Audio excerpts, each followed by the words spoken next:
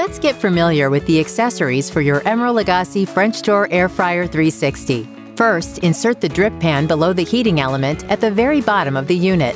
The drip tray is used to catch grease and crumbs that might occur while cooking. Never use your Emeril French Door AirFryer 360 without it. There are markings to help you locate which shelf to put each accessory on, depending on your recipe. To use the rack, use the marking on the door to choose the shelf position recommended for your recipe. Then, slide the rack into that shelf. To use the baking pan, locate the proper shelf for your recipe and slide in the baking pan.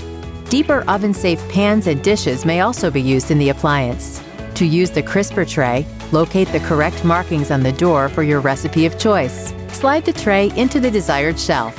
The grill plate goes right over the heating element on shelf position 7. Once loaded with the food you want to rotisserie, the rotisserie spit is placed into its designated spots in the middle of the unit. That is how you use your accessories. For more recipes, tips, tricks, and videos like this one, be sure and subscribe to our YouTube channel at youtube.com/EmerilEveryday.